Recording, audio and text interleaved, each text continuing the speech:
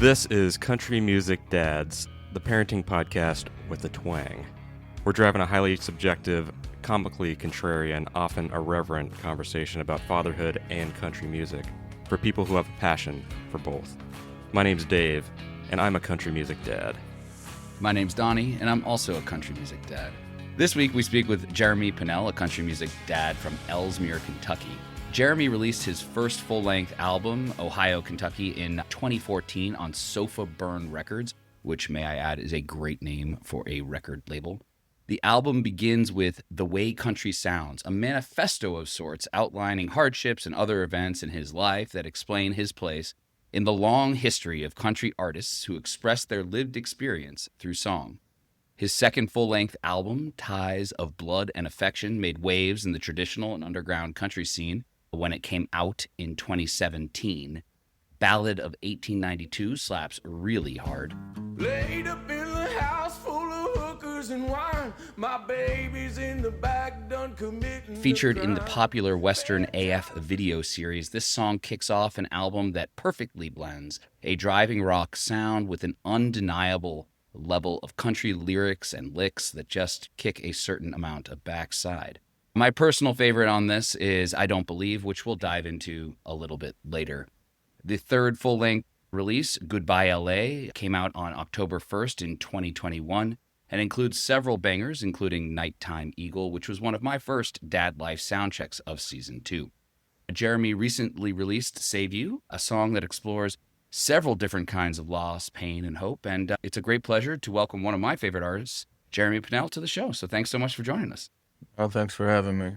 So jumping in a little bit, it seems like it's pretty easy to get to know you as someone who writes songs that feel highly biographical, like the ones that dominate a lot of your albums. But could you tell us a little bit about your family growing up and how you got into this space and kind of how that shaped your songwriting? Yeah, I grew up here in northern Kentucky. I know there's another question that talks about Cincinnati also, but I grew up in northern Kentucky. We moved here when I was about seven or eight. You know what? I don't really remember because I was so young and that's so long ago. But my parents were big church goers, and we'd be in church on Wednesdays, Saturdays, Sundays. It was like this crazy amount of church. Music's a big part of the church, and my dad played music in the group at church, and he's a great musician himself and singer. And I don't know, I just kind of wanted to I saw my dad like entertaining people at like holiday parties. They would like sit around and sing, I don't even know, like a bunch of Crosby, Stills and Nash, and they would sing some Beatles songs, some Hendrix, and my dad would just entertain, and I always liked that, I guess. Or maybe it was just something that I had in me already, I don't know. But it just started from a really young age, watching my dad. And as soon as I told him I wanted a guitar, and he had this big ovation round back like all those guys played, and I don't know what year that was, early 80s. I don't know. But It just slides off your stomach, right? Yeah. It slides right out. And if my dad hears this, whatever, they're terrible guitars. They're like, whatever. But anyways, he said, once I start playing that, I practice on that, and if I get good enough, he'd buy me an electric guitar. I'd sit there and I'd have to lay the thing on my lap to try to play it because it was so big. And then a year later, he bought me an electric guitar, and it's always been something I did. You mentioned before we came on that you've been out to LA a bunch. I haven't been out to your area too much, so I kind of got a geography lesson the first time I went to Cincinnati. I didn't realize Cincinnati was right across the water from Kentucky. So what is the dynamic between Cincinnati and northern Kentucky? I mean, I have a lot of friends in Cincinnati, and the music scene is always popping off in the city, you know, and it's just a both worlds thing. I think people that live in northern Kentucky are so familiar with Cincinnati because it's just right there. You just grow up running around Ohio, Kentucky, Indiana. The Cincinnati airport is in Kentucky, which is wild. And the Ohio River, we own most of the river. So it's like, I don't know what's going on there. It kind of bleeds together a little bit, but yeah, I could see it. Cincinnati, it's the big city. as opposed Yeah. to the smaller towns. You go 20 minutes south of Cincinnati, you're in rural Kentucky. It doesn't take very long.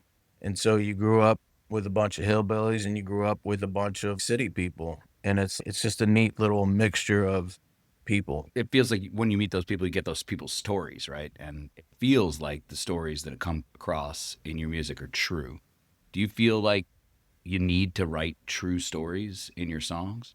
I don't know who it was. I don't know if it was Billy Joe Shaver, but he said something. If you sing about yourself, you can't go wrong or something like that. I don't know. I might have just made that up. I just always felt like story songs are neat because there's people that like write story songs and I can connect with them. Teddy Bear from Red Sovine, he does a song called Teddy Bear. Do you know about the song? A little Yeah. boy's voice Yeah. on the radio line. And he said, Breaker 19, is anyone there? Come on back, truckers, and talk to Teddy. And I get emotional every time I hear Well, I that keyed song. the mic and I said, I don't "You know. got it, I always Teddy Bear." felt like I might as well just tell people what's going on with me. And I think people connect with that for me. And I think telling the truth, and especially in an artistic kind of form, is people connect with that because I think people want to be uncomfortable. That's what makes art. That's what makes music. That's what makes people feel emotion is when somebody else shares theirs, you know? I got to ask about one song in particular, and Feel This Right.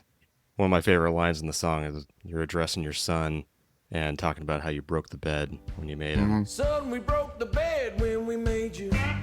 Down in Melbourne, Kentucky, just west of... Is that a true story?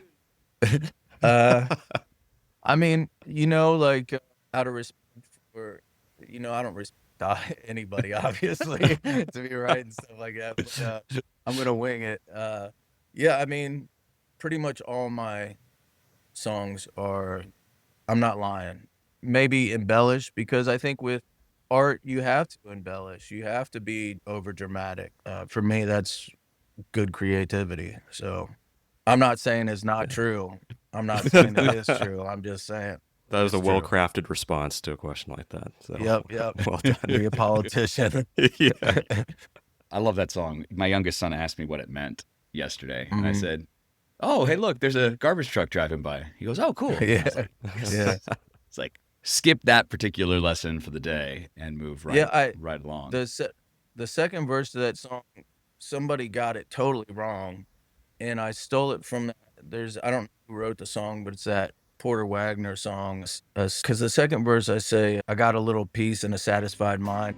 But I got a little peace and a satisfied mind. I stole that from that song, Satisfied. I guess it's called Satisfied Mind, isn't it? That Porter Wagner song where he talks about like money and all this outward stuff that we collect, but really it's just about having peace of mind, you know? But I'm richer by far with a satisfied mind. And people, I said I got a little peace and a satisfied mind. Somebody took peace wrong, like put it in the wrong place. I was like, no, dude, it's the wrong piece. It's different Wrong spelling, my friends. It's funny what people take away. At some point, your son may hear that song and go, "Oh man, Dad, that's gross." You also talk about some more difficult topics, and you allude to and straight up talk about hard drug use in a lot of your songs. Is that part of your recovery process, or is it just that was part of your life, and so now you write about it as part of your art? I think early Ohio, Kentucky, and a little bit of Ties of Blood, that was just what I knew at that time. And so you just write about what you know, and then a whole world opens up. And I think by the time Goodbye LA came around, I'd been open up enough to where I could like think of other things. And I'm pretty much a caveman when it comes to any kind of deep thought or anything. I just, once you figure out that you can sing about whatever you want, then everything kind of changes. But yeah, I mean, the drug use, yeah, whatever. Fair enough. I mean, do you address that with your son at all? He's 10 years old, and I try to respect him being a kid as much as possible. Because I think it's very important that a lot of kids, they just grow up so fast these days, they don't have time to breathe. And it's just, man, maybe we don't, but I'd like to think we got plenty of time for those conversations. And I just want him to be a kid. Yeah. I just want him to play and have a good time. Because that's all kids want to do, man. They just want to laugh. They want to play. So, yeah, I'll keep those conversations for another time. That is wise, man. My oldest is 7, and you do realize how fast everything's moving, like for you as a parent too. So you want to savor them being little when life's simple for them. Just let the kids be kids, dude. Yeah, by the time they start asking the tough questions, you at least have enough a relationship with them and you're open enough with them that they will ask you about some of the harder stuff. For sure. I think some adults overshared with me when I was a kid, and it's still in my brain. And it's just, it's like, there's no reason for that. There's no reason he needs to know the things I've done. And a lot of people don't need to know the things I've done. So it's like, people just need to keep their mouth shut for a little while. Be quiet, dude. An interesting perspective on a podcast, I must say. For sure. Whatever. That's right, man. You know what I'm saying? We're just joking around talking. Yeah. But we, ain't trying to tell you about my dark shit. Other themes that come up a lot in country music and your music is the push and pull between time on the road and time at home. Donnie mentioned Nighttime Eagle. It's my son, my daughter, and my wife back home. Just leave me alone. How has that balance, the push and pull between the road and home life, changed for you since becoming a dad? I didn't start touring until Harlan was like a year old. I've been touring for about 10 years. I think in 2015 we took our first long tour, and then I came back home, and then I went to Europe for the first time, and he was only a year and some change, and so I've always toured. It gets harder the older he gets because the conversations are getting better, the jokes are getting better. I'm sure you guys know with your kids getting older, you realize the necessity to be around and have fun with them. And I don't know, the older he gets, the harder it is. I could definitely see that. There's a lot of simplicity to those baby years when they're really not doing too much. They're great. They just lay around. They're not running off on you.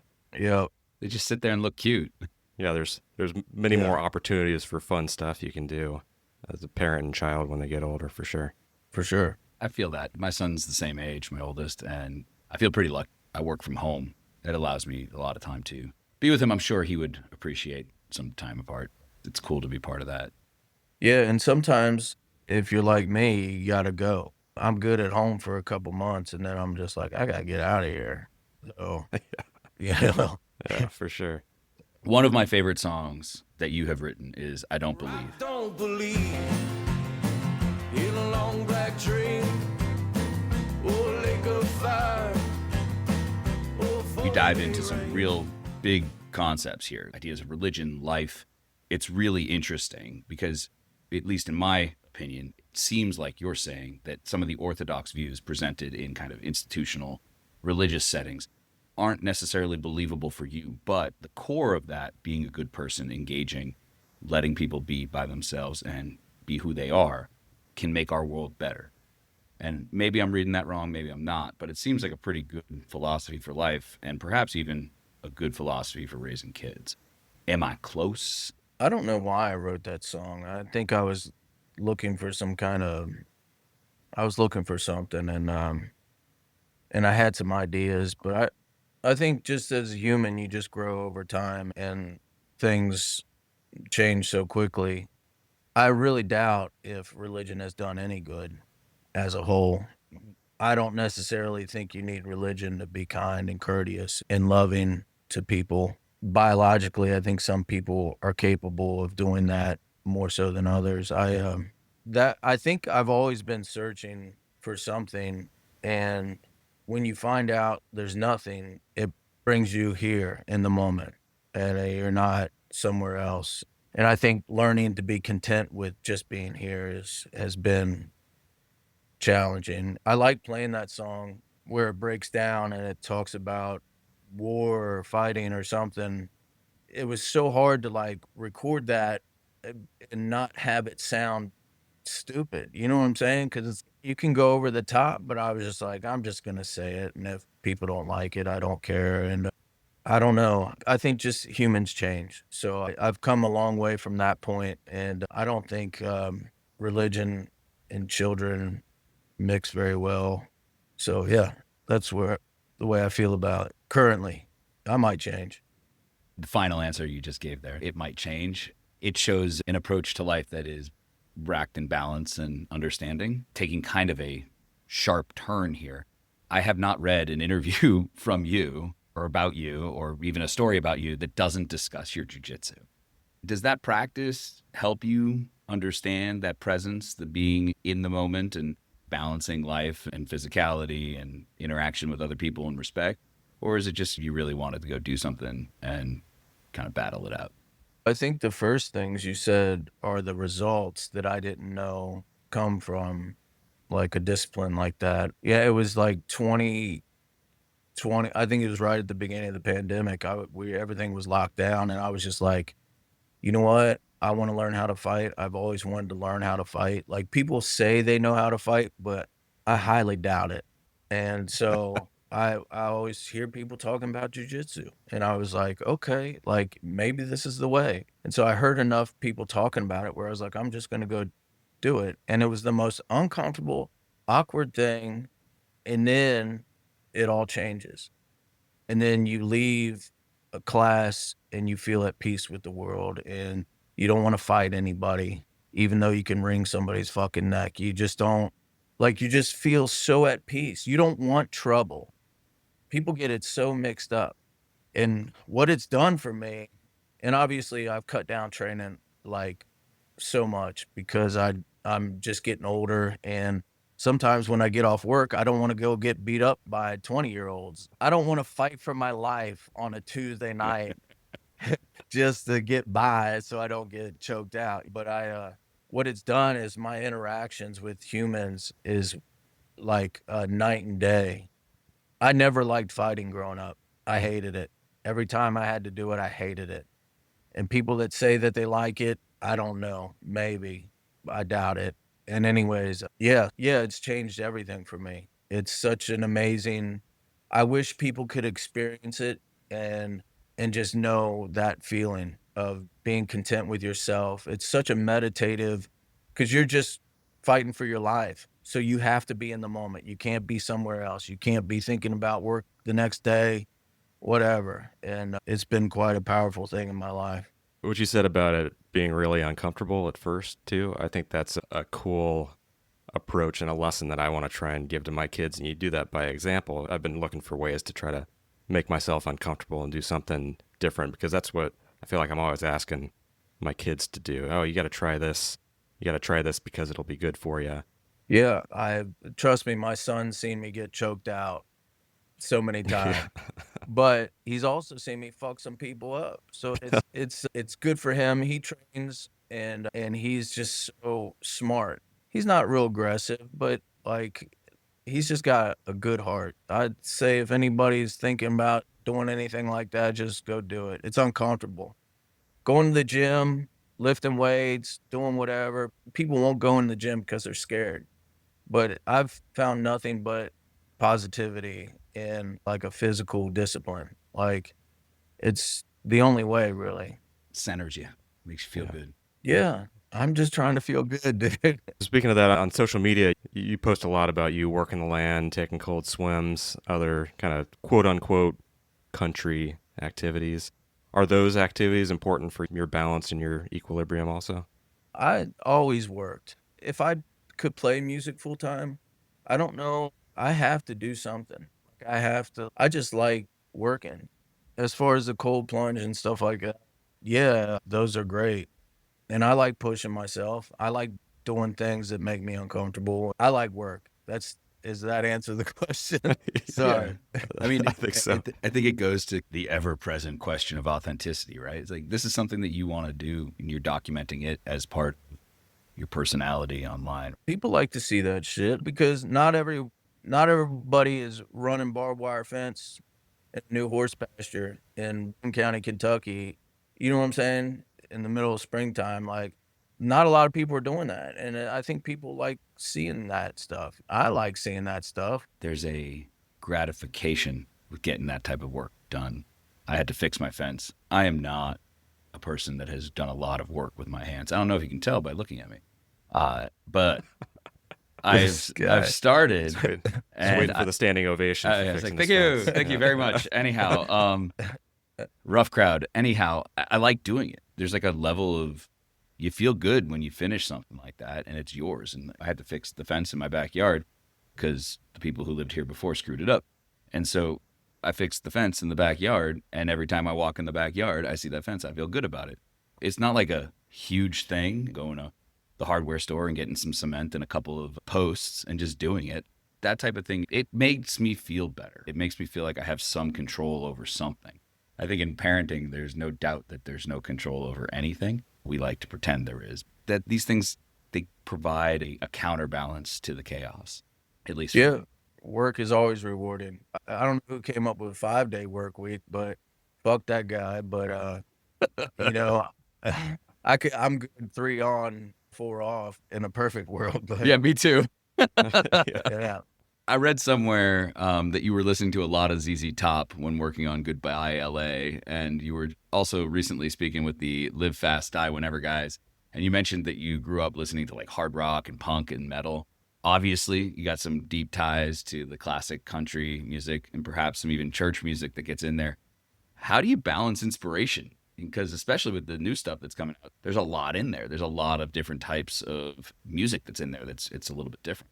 Yeah, I think Goodbye LA was a good Kickstarter for me, like mentally and like writing wise. We were in LA, and we have this rule that we don't say anything about the people or the club till we're 3 miles down the road with the windows up. And we were just commenting about how all the women were beautiful at this club we were playing. And somebody in the van said, yeah, but they don't want to have babies. Just making a joke. And I thought, that's hilarious. I'm going to write a song about that. And it's, hello, LA, you got some pretty ladies, but they don't want babies, and I do. You got some pretty ladies, but they don't want babies. And I wrote that, and we were heading to Austin to meet with Jonathan Tyler to record some demos. And I had the first verse and the chorus, and we were on our way there, and I wrote the second verse, and we went in and cut the demo for it, and it just kind of all clicked. And I was like, oh, you just write about whatever you want. You don't have to write about drinking or, I was listening to a song the other day and said something about sitting at a bar, and I was like, I hate fucking sitting at a bar. Like, I hate it. Like, I don't want to sit here. But some people, I guess, connect with that. But in my space, I was just like, I'm going to write about whatever I want. And that was a turning point. I was listening to ZZ Top. Is it Eliminator, that record? Is that the one with like legs and...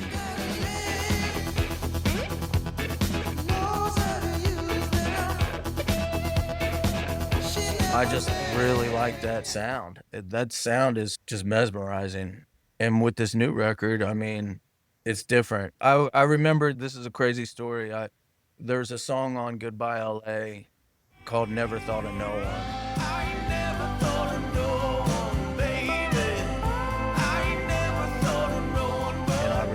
Remember, I was sitting there with someone. I said, I don't know how people will react to this song, and because it's not really a country like vibe song. And she's like, what? People are going to get upset because you wrote a really catchy song. And so I was just like, you know what? It was Nikki Lane that said that. And hearing it from her, I was just like, oh, she's totally fucking right. Like, I'm going to do whatever I want. And so I just started writing different stuff. And then by the time this record came around, this is what came out. I got to ask about Rob Gator just for a second. Speaking of names of cool people in the underground music space, you got Rob dancing in the video for Save You. One thing that I could do, I would go back and save you. And it really balances this line of highly serious acting that he does and a little bit of silliness in it. And then you're talking about some really heavy stuff with the kind of a positive sounding music behind it. How'd that video come together? I'm sure if you follow Rod's Instagram, you just see everything. Yeah. So we recorded the record, and I was sitting on the record, and he put some video on his Instagram where he was like dancing Kevin Bacon, like in like Footloose. And at the time I was had that song going, and I reached out to Rod because I had the idea of him dancing for this song. I told him I wanted to do it at Sagebrush in Austin, and he's like, man, I don't know. He's like, Zach Bryan just did a video at the Sagebrush. I don't know. And I was like, oh, okay. And then 6 months later, I was still thinking about it. And I reached out to Rod and I said, hey, here's the song. And I know we talked about it a while ago, but I told him the idea again. I said, here's the song, listen to it. And then he texted me back and he said, fuck it, I'm in. He said that song's so good. Rod's such a solid dude. And luckily I caught him during a time where he was just like, I'm just going to say yes to everything. And I don't know if he still feels that way, but he's just a solid dude. And he did such a great job on the video. And I thought it was such a serious song that I needed to have him dance or someone dance. I needed something different because it is a heavy song. I thought it was a good like mix between serious and him dancing. Yeah, which is its own thing all by itself. There's some seriousness in those dance moves, and there's storytelling in his movement, but it's also it's a little silly. It really is. Yeah. Seriousness in his silliness. He's seriously silly. You know, That was the point. It makes a heavy song heavier and provides a way to make some light of it. It's real interesting. But I had to ask because Rod's an interesting dude. He's killer, dude. Like some of his clips of him like acting or whatever, like he's made for it. Yeah. He's legit. Yeah. Excellent. It is excellent. On the project, you were working with Shooter Jennings out in LA. Shooter is a hit maker, and it seems like, at least as a listener, he brings out the person who's making the music, and he helps produce that in that way. We spoke with Ted Russell Camp, who worked with Shooter for years and years as a bass player. He works in some of his studio work as well. How was that? How did he make the process for you? He was pretty like I had a few ideas, and it's not that he shunned those ideas. He was really open to everything. But I think like he just wanted the song. And if you notice, there's not a bunch of like guitar leads everywhere. It's just the song. And some of the songs are so simple. She only knew who I was and what I am. She said, don't worry about coming back. He was really about seeing what it was, like just the voice, the guitar. Like I told him when I walked in, I was like, I'm not much of a guitar player, so if you want somebody like playing the acoustic track, that's fine. He said, yeah, we'll see. And then I played guitar on the whole thing, acoustic guitar on the whole thing. And so it was just like, I don't know, it was like we were there for 7 days. I mean, I'd never met Shooter before. When we were first talking about making a record with him, I got home one day and went outside to cut the grass, and I came back in. My phone was on the charger, and I pick up my phone. It's a text from Shooter Jennings, and I'm just like, this is crazy. You know what I'm saying? I don't think, for me, it's crazy, but whatever. And you know what? He's just the sweetest dude ever. Like, the nicest guy you'll ever meet. And same with Ted. You've met Ted. Yeah, Ted Ted's good Camp people. is like, he's solid. And then everybody in the recording session was just excellent. They were so great. Yeah, just killer people. And he was really good about finding just the song. The stuff sounds great so far. Thank you. Looking forward to the rest of the album when it drops. We have a recurring segment that we like to call the Dad Life Sound Check, where we share some song that's been run through our head or that might be hitting us differently at the moment as dads. So, Jeremy, do you have anything that's been running through your head lately? No, I haven't even been wearing the headphones at work or anything. Usually I listen to the audio book or podcast or music or whatever, but recently I've just been like, man, I just don't want to hear anything at all. Or I just want to I want to experience what's going on around me. I'm not inspired right now. So, you know. Sometimes for me, some of the best inspiration just comes from silence when you're outside, not thinking about anything else. Things will pop in. It's so great. It's so great. Like just noticing what's around you. It's just a relief. Yeah, it's kind of related to the song that was running through my head a couple weekends ago. It's Sunshine by Ryan Bingham. There's sunshine.